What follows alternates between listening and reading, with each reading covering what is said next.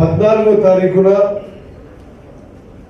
రాష్ట్ర వ్యాప్తంగా మీ అందరికీ తెలుసు, ప్రస్తుతం మన కాంగ్రెస్ ప్రభుత్వం వచ్చిన తర్వాతనే కొత్త రేషన్ కార్డులు ఇచ్చే ప్రక్రియ మొదలు పెట్టినాము.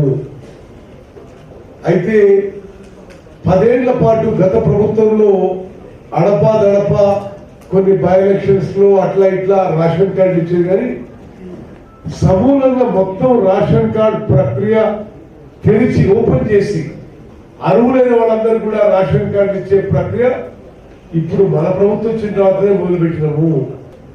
మీడియా ద్వారా రాష్ట్రంలోని జిల్లా కలెక్టర్లందరికీ రిక్వెస్ట్ చేస్తున్నా, మీకు వచ్చిన అప్లికేషన్స్ అన్ని కూడా 13వ తారీఖు వరకు వెరిఫికేషన్ ప్రాసెస్ అర్హులైన వాళ్ళని ఎంపిక చేసే బాధ్యత జిల్లా కలెక్టర్.